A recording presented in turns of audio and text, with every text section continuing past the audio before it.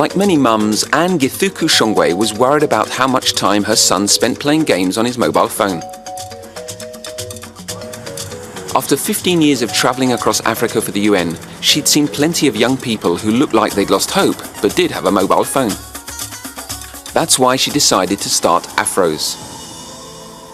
Its vision is nothing less than transforming Africa through digital media. AFROES has already created 4 video games, all in an African setting. They're designed to help children build a fairer, more peaceful society. And the best thing is that it works. One of the successes is Champ Chase, a game for spotting people who abuse children, whether sexually or by using them for criminal activities. 100,000 young people are already playing the game in South Africa. The next game is all about stopping gender-based violence. Now Anne thinks that maybe video games aren't all bad. We should all be heroes, just for one day. Good afternoon, ladies and gentlemen. The next initiative I have to present to you is one I am most proud of, because it's a way to innovate really deeply. First, it is simple. Second, it is generous. Third, it is adapted to social stakes.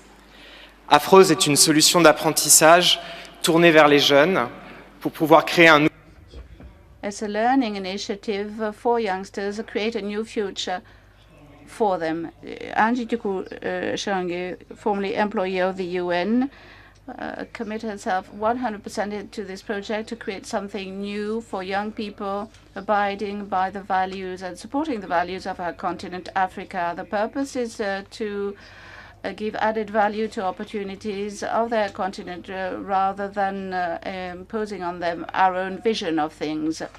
Through games by levels, she promotes the education and learning processes for these young people centered on strong topics. It's also providing access to new know-hows, transfer of knowledge, which is more and more prominent these days on the net. Learning through games, through these new pedagogical modes, is experiencing unprecedented development. Valuing young Africans through this is providing better knowledge, better access, and a new future. We could very well envisage that in our societies we could do the same thing, and through the net to speed up and improve access to knowledge. Should we systematically think that the one who knows, who has the knowledge, should directly transfer his knowledge to the person in front of him sitting on his chair? I'm a member of the Y generation. I think it's very difficult to stay on a chair for 2 hours, and I don't think it's going to improve in the near future. We have to rethink our learning modes, use the potential offered by the net, by games, and individual teaching to increase performance within businesses and impart a new conviction or new beliefs in our societies and new modes of knowledge. Through the net, we are promoting the individual, but through games and through learning processes, we promote a more collective approach. This is what Jan is going to tell us about through her initiative, which she's going to introduce herself.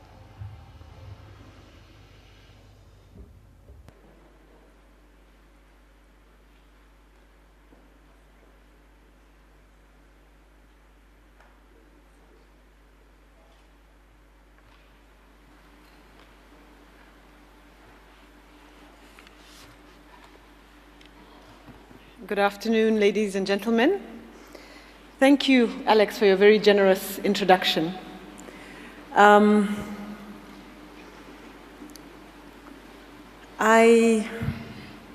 have a very big dream, and I couldn't have had this dream if we hadn't had the mobile revolution that we've had in Africa.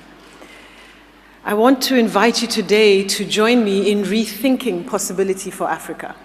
I don't know what images you have of our beloved continent, but I'm sure they range from very beautiful safaris to creativity, to poverty, to all kinds of different images.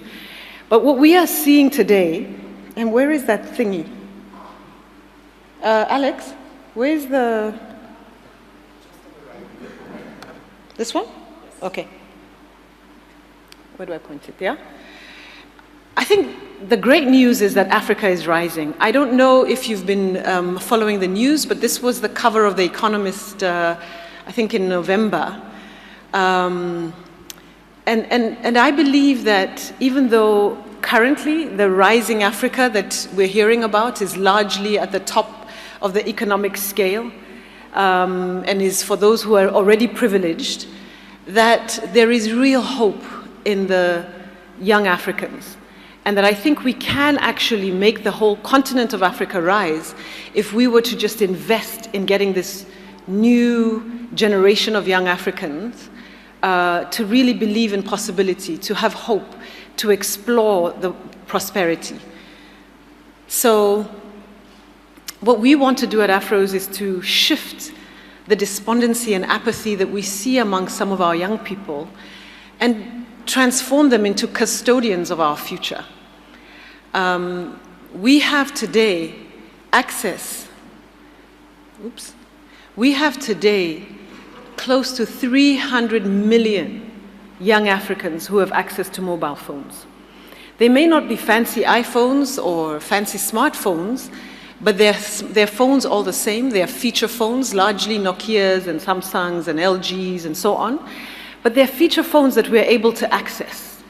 And just, can you imagine with me, if we needed to get a single message, and let's say it's a message on HIV or it's a message about the end of poverty, it is possible for us today to reach all 300 million with a single message that could change their lives. And this is the opportunity that we are looking at Afros. How do we reach them? And where should I point this? So imagine with me, if we had a generation of young Africans who decided to end poverty, that they decided that they're not going to sit and watch, but actually be inspired to take critical action against poverty in their communities. Or what if they decided that gender violence was not tolerable in their communities? Or that the environment is something that they should take responsibility for? This is the kind of mindset, the kind of possibility thinking that we are wanting to build at Afros. And it's possible because these phones are in the hands of the very young. They're in the hands of girls and boys, and it doesn't matter the income level. What we know about mobile in Africa now is that even at the lowest LSMs, even at the level where you've got the very low and basic incomes, you've got mobile phones. Somebody was asking me yesterday, how do they afford these phones? And I said, well, in the same way that they afford food and clothing, it's no longer a luxury item. Mobile phones are essential for an African's livelihood. This is how they communicate. As you've heard about the revolution in Kenya with M-Pesa, this is how they do their banking, if they need to transfer any money or receive any money. So mobile phones are not a luxury item anymore. This is essential. And interestingly, even amongst young Africans, you will find the same. So what we at Afros are doing is powering African possibility, creating a culture of hope, a culture of possibility amongst African youth. And we believe that this movement of 300 million that have access to mobile phones will be the ones to take us to this rising Africa. I know it may sound a little bit like I'm sort of dreaming up in the air, but let me share a little bit how we've done this and what is it that we've been able to do so far that we can share with you. Recently, we had a partnership with the United Nations Women. They have a campaign called the Africa Unite campaign to end violence against women. So they approached us as a partner and asked us if we could help them to reach about 30 to 35 million young Africans who are in the Southern African region. And so we began to explore the best way to do it. We met with all the different partners and stakeholders who are in the field of gender-based violence to understand the real problem and understand where it is, what it is that they know about the issue, because we don't want to pretend that we're experts on everything. We went out and held sessions with young people, exposed their poor understanding of gender-based violence. We learned, for instance, that young men in communities in South Africa didn't quite understand what was rape and what wasn't. So we spent time with them really understanding the problem. And we learned a lot from our research. We learned that, rape in South Africa is, I think we're the world leader, which is a bit of a shame, but it's something that we're trying to turn around. And that close to 1 out of every 4 South African women will be a victim of rape in their lifetime. And these are some of the statistics that we need to change. Sadly, 60% of those are under the age of 18. And so as we went into schools to figure this out, we found that even in schools, the level of gender violence was extremely high. But we know that in South Africa alone, there's about 28 million youth who have access to mobile phones. So we can reach them with that message to change the context of gender violence. We also know that over and above school time, they spend 2 to 8 hours a day on their mobile phones. Largely, they chat, they listen to music, they deal with simple apps, but they're on it all the same, and they're accessing it through Opera Mini or browsers that they're able to download onto their phones. And 43% of them play games on their mobile phones. Sadly for us, many of those mobile games are games that come from the rest of the world, and they're just, powwow games that are fun to play, but they don't necessarily do anything for them. And so we looked at this and thought, here is a great opportunity. If we can reach that 43% of the 28 million, we're reaching easily over 10 million. And we can get them to engage with serious issues in a fun way that's cool. And we think we can make a difference. And so we began to take all the information that we had, and we hosted what we call design labs in communities with young people. And this is where our game Muraba was born, and I'm going to share this game with you. And so we tested different game mechanics, different ideas, what would work, what was fun, what was cool, what could they learn from in the different game concepts that we put in front of them. And so Muraba, a game which we partnered with the UN Women on, was born. It's a free mobile game. It's built on J2ME, so it's available on lower-end feature phones. We are porting it for Blackberries because as much as the rest of the world thinks Blackberry is dead, Blackberry is big time in South Africa amongst young people because of BBM in particular. But we are porting it to Android as well because we now have these low-end feature phones, IDEOS Android phones that are available for $80. The game is a quiz adaptation of Zulu chess. It's a board game that is played in the street corners of South Africa. And we have 60 questions that are populated in the game that keep popping up as you play the game. And those questions are related to gender-based violence. In particular, they address 3 main goals. The first is gender-based violence concepts, understanding and identifying what gender violence is, motivating action. Where do they go in the event that your friend is raped? Where do you get help? How do you find assistance? Who can help, right? And the third thing is changing mindsets.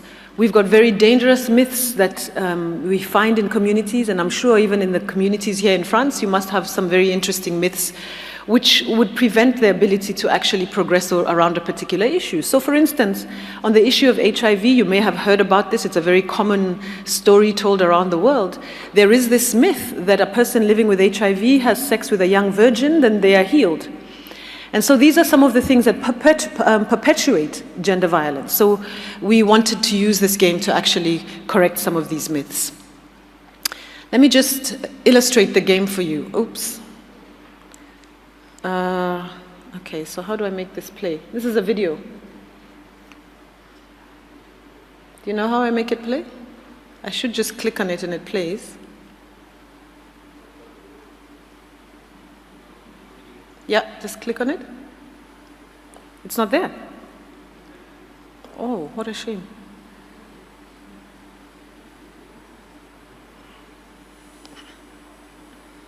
Oh, okay. Well, what you missed to see on the video, sorry about that, is that we had a testimony in the video of a young girl who, during our sessions as we prepared for as we prepared the sessions to build the game, we had a young girl come forward to us and tell us that she had been raped on 3 different occasions, and that she was very happy that there was a way for her to interact with these issues, and that she now knows what action she could have taken had she had access to this game earlier.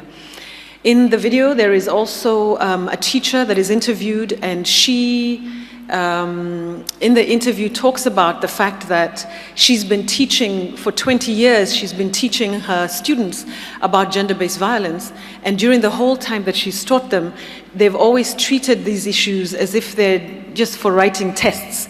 But for the first time, she found that as they did a test on gender-based violence after playing the game, that they were able to answer these questions, and they did very well in the test. So the learning is actually taking place, even if it's just from a fun, sort of cool game. The other thing that's in the video is a demo of how the game actually plays. In essence, the way the game plays is that there's a board game, and you play the board game, and as you answer play the board game and get correct points, the questions pop up.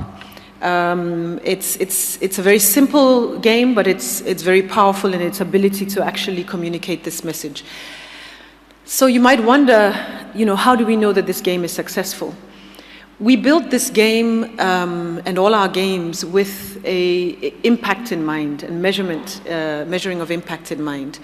There is a high score system that a player has the option to log into, and when they do that, there is a game log in the back end of the game that actually details the way in which these questions are being answered. We also did user surveys, and we get to know how many people are actually downloading data.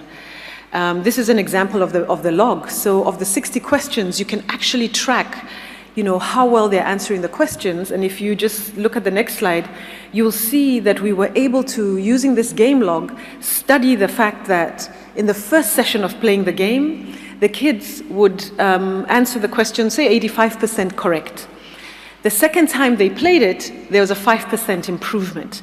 And the third time we saw a little bit a greater improvement. So you can actually see that there is learning taking place as they play the game. And you can see the actual content of the learning. So we were able to learn exactly what aspects of gender violence they didn't understand. One of the ones that really surprised us was around the legal age of consent. In South Africa, the legal age of consent for sexual interaction is 16, and we found that many young people had no clue about that, and they were really confused about it and were unsure, that if a 14-year-old and a 12-year-old have sex, it's okay as long as they consent. So correcting some of this information is what we found very useful. But we also had some amazing testimonies, because in the game, in this high score system, when you finish the game, there's an opportunity to send a comment in. And we had a young man, Andreas, who sent us a comment and said that he only knew now, after playing this game a few times, that he himself has been a rapist several times in his life. And he says the reason why he didn't know that he was a rapist was that the assumption between him and his friends is that when a girl says no to you, it doesn't really mean no. It is just part of the courting process, and it's typical of what girls do. And so this is what the young men would do, is just continually push and push and push, whether the girl says no or not. And so Andreas came back and he said, for my life, I will change my life now, because I realize that I actually am engaging in criminal activity. So this is the kind of feedback that we've been getting from the game. This is another game that we had developed just to illustrate how we've used different formats. This game, you saw in the video, we built in partnership with the Nelson Mandela Children's Fund, and it helped young children between the ages of 8 and 12 to recognize perpetrators of violence who they're confronted with on a daily basis in their lives. Another game that we've just built in Kenya called Haki. Haki represents the Kiswahili word for justice. This is about environmental and social justice, and this is for an older age. So this is from about 16 to about 24. But just to show you a sense of the issues across in the different games. So our dream is to reach 10 million young South Africans in the next 12 months with our game Muraba. So far, we've reached 250,000 only using our mobile activators, who are young people who go out with them, equipped with mobile phones, to do the distribution. But we are exploring much bigger partnerships now to be able to reach it. So, for instance, we're partnering with operators. We've been in discussions with Vodacom and with MTN to be able to get it on their platforms, but also with Nokia, who want to put it on their Ovi store, and Mixit, who currently have close to, I think it's 50 million young people on their platform. And so there are platforms that are available and that we can use to actually reach young people. And this is how we are, sort of building this partnership to move forward. Now, to reach 300 million young people is a precarious journey. But in Africa, nothing is impossible. This journey that we are on is precarious. It's a tough journey. But we believe that if we can reach, for instance, 4 or 5 of the biggest mobile operators in the world, in Africa, we have Orange, I think is how you pronounce it here. We have Vodafone, we have MTN, we have Airtel, who together, I think, represent 90% of the 600 million Africans who are on mobile phones. If we could partner with them, we can reach these 300 million young Africans. It's possible. So this is a journey that we are on. We are exploring ways to expand the ability to respond, because we're now getting a lot of demand for partnerships, and we have lots of social issues that we want to address. So we're building design labs where youth experts and techies will design games and apps to solve daily problems of young people. We've built a platform we're going to be launching towards the end of this year, where there's engagement and curating by our young mobile youth. And we're also creating an opportunity for young users to generate some of the content themselves. We have insights coming out of every single game, because we're getting a lot of data and information that's important. So we're calling them the Afros Y Insights, which I think will be very useful for lots of companies. And we're building a young agency of these young people who go out and do the research and facilitation and activations and so on. I'm sure you're going to ask me about my business model, Alex, so I'll tell you in advance. We have been working particularly with a sponsorship model, because we have wanted to test out and be able to do all the research around the games that we have built. And so we've worked with the UN and with governments, and we're working now with a corporation in Kenya. But we're also pursuing game sales with an operator. And really, really cheap. It's going to cost the user very, very low levels for them to be able to access the game. But ultimately, we're looking towards advertising and social marketing as the big opportunity that we see. And part of the social marketing includes us using coupons and rewards that come at the end of the game, so that we can encourage the players to actually engage and interact with the game. And we're exploring this with a couple of partners, and watch this space. We'll be able to give you better feedback in another, I think, 6 to 12 months about exactly where this is going. And that's our story. We believe that it is possible to use this platform to change the world. We're at the very early stage in the process, but we've received a lot of excitement and a lot of interest. Last week, we got a call from the Office of the President in South Africa, who want to impact on values across the entire country, and they're asking us to help them figure out how to do that. So the agenda is huge, but I think if we have many of you partnering with us, it's possible to do this. I thank you.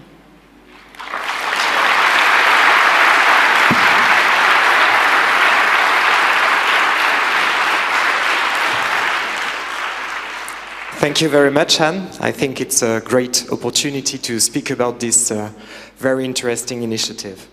The first question we have coming from Balloon, there are so many questions and indications, but the first one was about crowdsourcing, asking you if Moraba will help to have some youth crowdsourcing in the future, or are you beginning to realize that?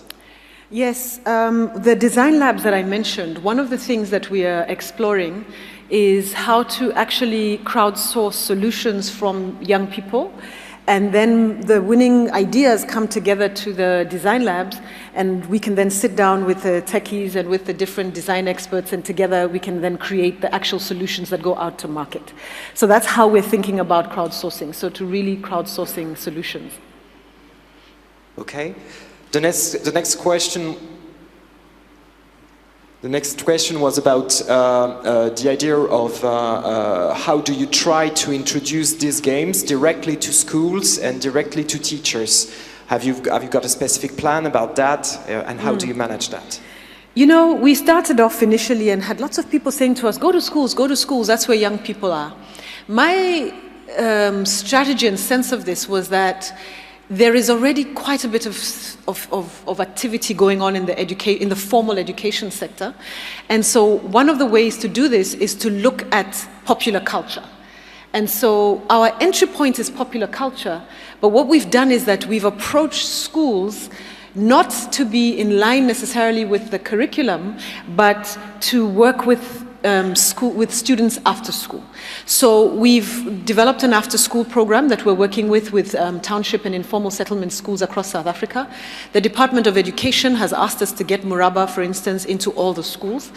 And they have life orientation, and the teachers are asking us actually to go into the classroom now. But we're saying to them that we are still exploring which works best, whether it's to go into the formal sessions of school or whether to actually do this almost voluntary basis after hours, because we're finding that even after school, kids are really excited about the games, that they're coming voluntarily to participate and engage in the sessions that are offered after school. So we're testing it. The teachers are saying to us that learning is increasing from those who are playing the games, and so they are encouraging us to do it, whether we do it after school or in school. We're still sort of debating which will work best. Thank you. Next question was about, you begin to answer it, was about the African government's help. How do they help you to improve the message and to develop also the use of your applications? Well, they have approached us for us to partner and get the messages that they want to get out there using the tools that we're using. So right now we're working on a project with the Department of Justice of South Africa, who, after they saw our work on Muraba, asked whether or not we can't work with them to specifically deal with the issue of Sexual Violence Act that they want to promote. They have done it in several different ways, but their results are not very promising. So we are now in the research phase where we're working in schools to explore that. We also have approached the ICT Board of Kenya, which is an amazing initiative where they are actually supporting developers who are working with ideas that for social change in line with the country's vision. So we are talking to governments, and we are, in fact, with that one, we're hoping, we had a big interview yesterday, we're hoping that we can get a little bit of money from them to be able to actually do some of this work. Okay, and next question is about the country that are using currently your solutions. We started in South Africa and we are now in Kenya, but the Muraba project is for the whole of Southern Africa. So we are starting to move it into Mauritius and Seychelles, but also Zambia, Zimbabwe, and countries of the Southern African region. There's 14 countries that we need to reach before the end of the year. So we are working with, actually we're working with the UN and UNICEF in particular to help us to distribute the game in these different countries. Okay, and maybe the last one, which is about, I think, a reaction that was quite interesting. We are all developing in our countries some war games to play with, and we all love to kill people in front of our TVs. And you have created some games about stopping violence, and completely instead of that. How do you react to that? I think that, you know, games are for fun. And I suppose in some people's minds it's fun to kill.